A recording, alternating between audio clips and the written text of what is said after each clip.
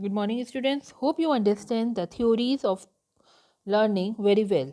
Now, we are going to cover the principles, or you can say the assumptions of learning. Basically, principles of learning are highly useful for a trainer in order to impart a maximum knowledge and skills to the trainer. जब आपके पास certain principles होंगे, assumptions होंगे जो हम मान के चले पहले से, ठीक है, तभी आप उसे बहुत अच्छी नॉलेज या स्किल्स या ट्रेनिंग दे सकते हैं. लाइक मोटिवेशन, ठीक है, without motivation learning does not take place. जब तक आपके अंदर उस चीज़ को लर्न करने की इच्छा नहीं है, आप क्या उस चीज़ को लर्न कर पाएंगे? No. College student must have the need or derive to accomplish a task and reach a specific goal, then only they will start learn ना. अगर आपके अंदर कोई स्पेसिफिक गोल नहीं है, आप कहाँ पहुँचना चाहते हो नहीं है, तो क्या आप सीख पाओगे कोई चीज़? नहीं. आपसे हम लोग पूछते हैं बार बार, बेटा आप क्या करना चाहते हो फ्यूचर में, what type of job, or want to you be entrepreneur or what, accordingly we will teach you, ताकि आप ऐसी लर्निंग डेवलप कर सके ताकि आप वो अपना ड्रीम जो है वो अचीव कर पाएँ. अब जिनके पास कोई ड्रीम ही नहीं है, जो पहले से ही क्लियर नहीं है, तो क्या वो लर्न कर पाएंगे? No, they will confused. So motivation is very very base for the learning. Then री. देखिए, री अगर नहीं होगा, आपके डिज़ायरेबल बिहेवियर को इन्हेंस हम नहीं कर सकते. ठीक है, it is a process by which stimulus increase the probability that a preceding behaviour will be repeated. तभी आपका वो बिहेवियर रिपीट होगा जब आपको रीइंफोर्समेंट होगा. आप एक काम करते जा रहे, कोई आपको प्रेज नहीं कर रहा है या ना आपको बता रहा है कि कैसे करना है, तो क्या आप उस चीज़ को करने में इच्छा करेंगे? फिर क्या आपके वो लर्निंग डेवलप होगी? नहीं होगी. ठीक है, so reinforcement is also necessary and we have a two type of reinforcement, negative and positive. Positive is a strength और enhance the strengthen and enhance the behavior by the presentation of positive reinforcement. Means आपने एक अच्छा काम किया, आप एक पूरे business year में, और आपको जो है एक बोनस मिला, तो is a positive reinforcement. Negative reinforcement means an unpleasant event, जो आपको अच्छा नहीं लगा, ऐसा इवेंट होना, unpleasant behaviour, result from withholding a threaten negative consequences when a desirable behavior occur. अगर कोई बिहेवियर आपका हो रहा है और आपने नेगेटिव आपको रिस्पॉन्स मिला, तो वो आपका नेगेटिव रिइंफोर्समेंट है. जैसे माना आप for example criticising the employ for a poor performance in the public. आपने क्रिटिसाइज करना शुरू कर दिया एम्प्लॉय को उसकी पुअर परफॉर्मेंस में, मगर नेगेटिव रीइंफोर्समेंट में क्या होता है कि जब वो डिज़ायरेबल बिहेवियर आ जाए जो आप चाहते हैं, तो आप जो है उसको नेगेटिव रीइंफोर्समेंट करना बंद कर देते हैं. ठीक है, मीन्स अगर जैसे ही आपने देखा कि उसकी परफॉर्मेंस में इंप्रूवमेंट शुरू हो गया, जो आप इंसल्ट करते थे उसकी पब्लिक में पुअर परफॉर्मेंस के लिए, तो वो आप बंद कर देते हैं फ़ौरन, आप उसकी तारीफ़ करना शुरू कर देते हैं. ठीक है, means you are withdrawing that particular action. Negative reinforcement आपने विदड्रॉ कर लिया जैसे ही आपने उसके बिहेवियर में इंप्रूवमेंट देखा. ठीक है, तो क्लियर हुआ negative and positive reinforcement. Negative में क्या है, आप उसको रिइंफोर्स तो कर रहे हो, बट आप उसको डांट रहे हो. नेगेटिवली आप अनप्लीजेंट बिहेवियर के लिए उसे कुछ कह रहे हो. प्लीजेंट बिहेवियर जो होता है पॉजिटिव रिइंफोर्समेंट होता है, जिसमें आपने उसको कुछ रिवॉर्ड एंड ऑल दिया. अब देखिए, positive reinforcement have a several principles also, like principle of contingent reinforcement. ठीक है, means reinforcer must be administered only if the desire behavior has occurred. ठीक है ना, कंटीजेंट होना चाहिए. ये नहीं कि आप हमेशा आप बच्चा एक काम कर रहा है और हमेशा आप उसकी तारीफ करते जा रहे हैं, तो उसका जो इम्पैक्ट है ना वो कम हो जाता है. आप तभी उसकी तारीफ करिए जब उसने रियल में वो काम अच्छा किया है. इट इज़ मतलब रीइंफोर्सर आप तभी एडमिनिस्टर करोगे, आप तभी ये करेंगे, रीइंफोर्समेंट देंगे, जब रियल में डिज़ायर बिहेवियर आया है. विदाउट डिज़ायर बिहेवियर आप नहीं करते. Then principle of immediate reinforcement. आपने अच्छा काम किया और मैंने आपकी तारीफ आज नहीं करी, आपने मुझे आज दिखाया. एक महीने बाद मैंने आपसे कहा कि आपकी क्लास में एक बच्चा है, ये इसे बहुत अच्छा काम किया था.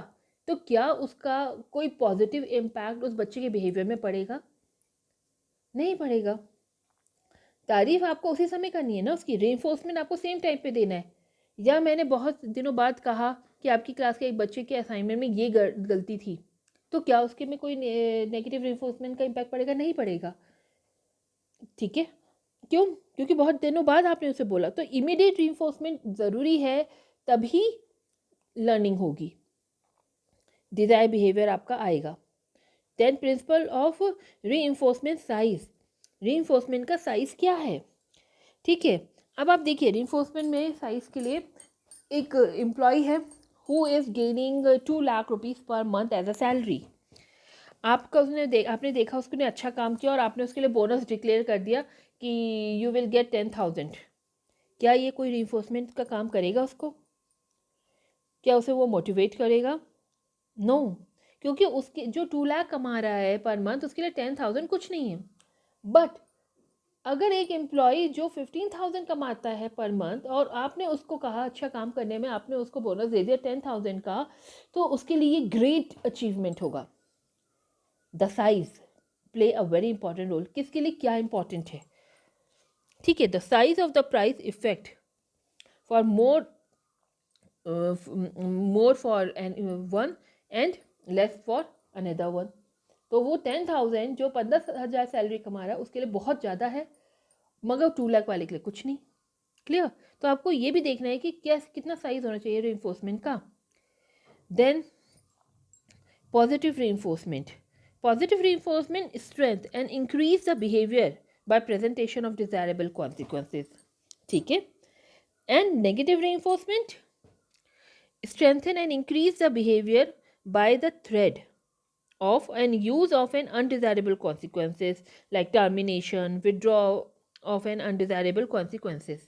ठीक है, मतलब दोनों में ही आपकी स्ट्रेंथ और बिहेवियर इंक्रीज हो रहा है, बट एक में क्या है डिजायरेबल कॉन्सिक्वेंसेज से और दूसरे में क्या है अनडिजायरेबल कॉन्सिक्वेंसेज से। ठीक है, negative reinforcement is use to increase the frequency of desired behaviour. Desire behaviour की फ्रीक्वेंसी के लिए हम नेगेटिव रीइंफोर्समेंट यूज करते हैं, मगर पनिशमेंट दोनों में फ़र्क है बेटा। Negative reinforcement is use to increase the frequency of desired behaviour. आपका जो डिजायर्ड बिहेवियर है उसकी फ्रीक्वेंसी को बढ़ाने के लिए उस पॉइंट ऑफ व्यू से आप नेगेटिव रीइंफोर्समेंट कर रहे हैं, but punishment is use to decrease the frequency of a undesirable behaviour. जो अनडिजायरेबल बिहेवियर है उसकी फ्रीक्वेंसी को कम करने के लिए आप पनिशमेंट देते हैं। क्लियर? दोनों के ऑब्जेक्टिव्स अलग है। Now the schedule of reinforcement, schedule of reinforcement means कि रीइंफोर्समेंट कब एडमिनिस्टर करना चाहिए, ठीक है, और उसका कितना इम्पैक्ट रहता है हमारे बिहेवियर में। देखिए जैसे माना आप यहाँ देखिए फिक्स्ड इंटरवल में अगर आप रीइंफोर्समेंट कर रहे हैं, फिक्स्ड इंटरवल का मतलब क्या हो गया, आप पे चेक मिल रहा है आपको at the end of the month हर बार। ठीक है, तो उसका कोई इम्पैक्ट आपकी परफॉर्मेंस में होता है? नो, इट्स एन एवरेज और इरेगुलर परफॉर्मेंस। ठीक है, इसका कोई भी मतलब इम्पैक्ट आपकी परफॉर्मेंस में ज़्यादा नहीं रहता, ठीक है, तेजर टाइम तक नहीं रहेगा। Then variable interval means boss कभी भी आपके एम्प्लॉय के डेस्क के सामने गुजरा, डिफरेंट डिफरेंट डेज में उसने देखा हर बार ये एम्प्लॉय अच्छा काम करता है, उसने उसको प्रेस कर दिया। ठीक है, तो उससे क्या होगा, it lead to moderately high and stable performance. उसकी परफॉर्मेंस जो होगी इतनी जल्दी ख़त्म नहीं होगी, वो थोड़ा टाइम के लिए रहेगा मोटिवेट। ठीक है, फिक्स रेशियो शेड्यूल अगर आपने रखा मीन्स आप लोग जो है पीस रेटिंग कर रहे हैं और वेजेस की, बोनस आप दे रहे हैं आफ्टर सर्टेन मीन्स टारगेट आपने फिक्स कर रखे हैं, माइलस्टोन फिक्स कर रखे हैं, उसको अचीव करने के बाद आप उसको जो है रीइंफोर्स कर रहे हैं, तो इससे क्या होगा, ये क्विकली वेरी हाई और स्टेबल परफॉर्मेंस आपकी होगी। इसीलिए आपने देखा होगा आपको लर्निंग के लिए या आपके परफॉर्मेंस को इम्प्रूव करने के लिए ज़्यादातर टारगेट्स रखे गए हैं। क्यों? क्योंकि इसका जो इम्पैक्ट होता है वो लंबे समय के लिए और बहुत हाई इम्पैक्ट होता है। Then variable ratio schedule means पहले से कुछ फिक्स नहीं है कि कब रिइंफोर्समेंट मिलेगा कब नहीं। The slot is not fixed, it's just like a jackpot. तो इसका इम्पैक्ट जो होता है हमारे लिए बहुत ज़्यादा होता है, it lead to a very high performance. Clear? But इसकी स्टेबिलिटी इतनी ज़्यादा ज़रूरी नहीं है कि हो। तो सबसे ज़्यादा क्या है, फिक्स रेशियो शेड्यूल। जहाँ आप लोग माइलस्टोन्स या फिर कुछ टारगेट बेस रखने से आप लीड करते हैं, लोगों को मोटिवेट करते हैं। क्लियर? तो when reinforcement is administered uninterruptedly it's called a continuous reinforcement. क्या किसी ऑर्गेनाइजेशन में कंटिन्यूस रीइंफोर्समेंट होता है? No. People in a job are really reinforced continuously. Then another principle is whole versus part learning. अब इसमें क्या है, होल में क्या है कि आपने कोई चीज़ उसको लर्न करानी है, आपने पूरा एक साथ लर्न करा दीजिए। ठीक है, एक टास्क आपको दिया और आप पूरा टास्क समझाना चाहते हैं तो आप पूरा एक साथ समझा रहे हैं, या फिर आप उस टास्क को छोटे छोटे टास्क में डिवाइड कर रहे हैं, पार्ट लर्निंग कर रहे हैं और फिर उसको सिखा रहे हैं, तो किससे ज़्यादा उसको लर्न होगा? This topic is still untested right now. ठीक है, in part learning individual is not only required to learn each individual part, but उसको उसको ऑर्गेनाइज करना भी आना चाहिए। How must be able to combine the separate part so that the whole performance can be accomplished. ठीक है, no overall conclusion has been related, you can say has been reached in this field. अभी तक हमारा कोई conclusion इस field में नहीं आया है कि whether whole learning is good or a part learning is good. Okay, you can do research on that also. Then learning curve, learning किस तरीके से होती है। ठीक है, अब ये देखिए,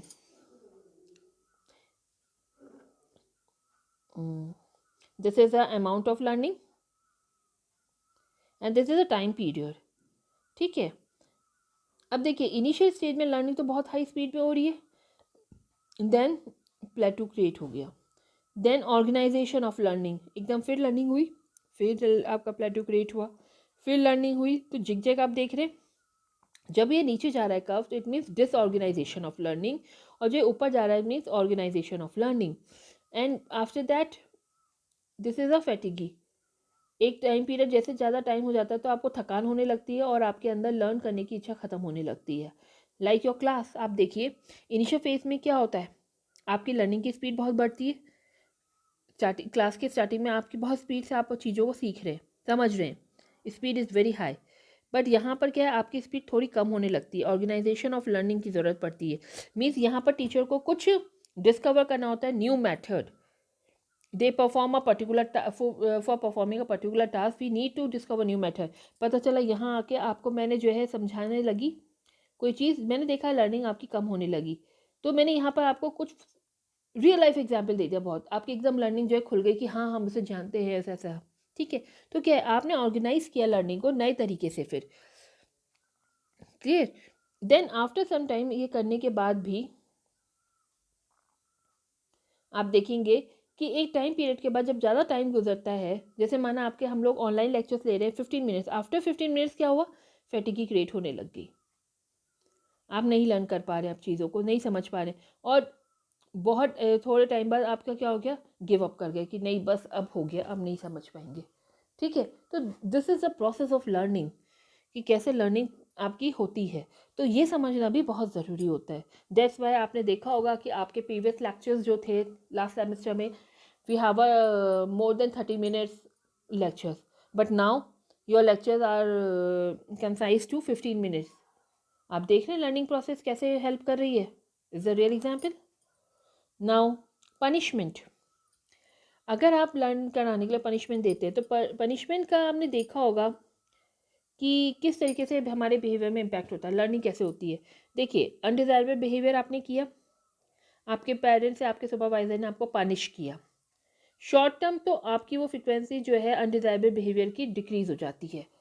ठीक है, विच टेंड टू री इन्फोर्स, ये री का काम कर रहा है सुपरवाइजर के लिए कि इसको अगर मैं डांटूंगा तो ये काम सही से करेगा। ठीक है, बट लॉन्ग रन इम्पैक्ट क्या होगा, अगर लगातार आप डांटते ही रहेंगे तो क्या होगा, रिकरेंस ऑफ अनडिजायरेबल बिहेवियर, आप जिद्दी हो जाते हैं, आप वही करते हैं, चाहे डांटते रहो मैं यही करूँगा, वैसा बिहेवियर आ जाता है। इमोशनली आप रिएक्ट करना शुरू करते हैं, एग्रेसिव बिहेवियर आपका आने लगता है, आप सुपरवाइजर से डरने लगते हैं।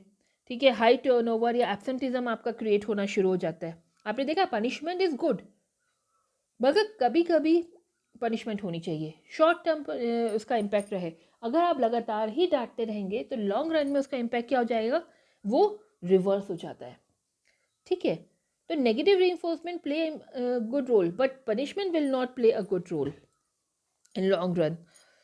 Okay, then extinction means it is a weakening of a behavior by ignoring it or making sure that it is not reinforced. Okay, means आपने देखा, जो अभी आपको बताया था, बच्चा है, कोई एक्ट कर रहा है, जैसे आप है, आपने कोई एक्ट किया, वी जस्ट इग्नोर इट। हमारे एक इग्नोरेंस से उसको समझ में आ गया कि ये अच्छा बिहेवियर नहीं था। ठीक है, आप खुद ही उस बिहेवियर को अवॉइड करना शुरू कर देते, आप नहीं करते फिर। ठीक है, means the rational for using this type of technique is that the behaviour not followed by any reinforcement is weak eight the and. अगर कोई रीइंफोर्समेंट उसे नहीं मिलेगा तो वो क्या होगा, अपने आप ही वीक होना शुरू हो जाएगा कि यार मुझे इग्नोर करा। आपने देखा, इग्नोरेंस भी लर्निंग का काम करती है। Then meaningfulness of material, it means more meaningfulness of the material, the better does learning processed. Organizing meaningfulness unit create a association with already familiar terms, provide a conceptual base of a logical reason for the material, are the sum of the practical possibilities जो learn करने के लिए। आपने देखा, आपको learn कराने के लिए मीनिंगफुलनेस ऑफ मटेरियल होना ज़रूरी। मैंने आपको सिखाया कि ओबी में लर्निंग क्या होती है, तो मैंने आप ही के एग्जाम्पल्स को लिए। पहले हम क्लास कितने मिनट की लेते थे, आप कितने मिनट की ले रहे हैं। आपने असाइनमेंट किया तो आपको अच्छे नंबर मिले, नहीं किया तो आपको डांट मिली, तो आपने उसे लर्निंग करी नहीं करी। आप अपने आसपास के एग्जाम्पल जल्दी समझ रहे हैं। मैं देखा, आपको जो है चीज़ें दिखाऊंगी मैं कोई चीज़, तो अब आप जल्दी समझेंगे। लाइक परसेप्शन, मैंने आपको वहाँ पर आपने देखा होगा फोटो से समझाया। तो मीनिंगफुलनेस ऑफ मटेरियल होना चाहिए, तभी आप उसको लॉजिकल रीज़न बना पाएंगे, सीख पाएंगे, समझ पाएंगे। Clear? Then there is a factor affecting learning. जैसे प्रिंसिपल्स हैं लाइक दैट, कि कौन कौन से फैक्टर्स हैं जो हमारी लर्निंग को इफेक्ट करते हैं। मोटिवेशन, अगर मोटिवेशन नहीं है तो आप कोई चीज़ लर्न कर सकते हैं? No, there should be a motivation. हम कहते हैं ना, हम उसी को सिखा सकते हैं, उसी को समझा सकते हैं जो समझना चाहता है। जो नहीं चाहता, आप उसको लर्न नहीं करा सकते कोई चीज़। देन मेंटल सेट, उसको लर्न करने के लिए हो सकता है उस समय आपका माइंड सेट ना हो, बाद में हो तो आप लर्न करें। तो मेंटल प्रेजेंस भी बहुत ज़रूरी है। नेचर ऑफ लर्निंग मटेरियल, आपका लर्निंग का मटेरियल क्या है। आपको किसी ने जो है बोल के समझाया, आप नहीं समझ पाए, मगर उसको आपने करके सीखा तो आपको फ़ौरन समझ में आ गया। तो आपको लर्निंग के लिए क्या मटेरियल यूज़ हो रहा है। देन प्रैक्टिस, आप उसकी प्रैक्टिस नहीं करिए। जैसे मैथ्स है, आपने प्रैक्टिस नहीं करी तो क्या आप कर पाएंगे? नहीं। न्यूमेरिकल आपको पढ़ाना है मुझे, मैं तब तक न्यूमेरिकल आपको नहीं समझा सकती जब तक आप उसको खुद प्रैक्टिस नहीं करेंगे, नहीं समझ सकते। ठीक है, द इन्वायरमेंट जहाँ लर्निंग प्रोसेस हो रही है, मैंने आपको जो है बिठाया पढ़ाने के लिए कि बेटा आप पढ़ो, ये लर्न करो, ये देखो। मैंने आपका इन्वायरमेंट ऐसा क्रिएट कर दिया है जिसमें बहुत ही मॉइस्चर है, गर्मी है, पसीना आ रहा है, क्या आप लर्न कर पाएंगे? नहीं। आपको इन्वायरमेंट भी तो ऐसा चाहिए जिसमें आप लर्न कर सके। आपके आसपास भी तो ऐसे बच्चे होने चाहिए जो लर्न करना चाहते हैं। Environment also play a very important role. Clear? In next class, we will cover the learning and behavior, कि किस तरीके से लर्निंग आपके बिहेवियर में इम्पैक्ट करती है। ठीक है, हम ओबी में क्यों लर्निंग को स्टडी कर रहे हैं, and what is OB modification, and we start the motivation next. Okay, thank you for the day students.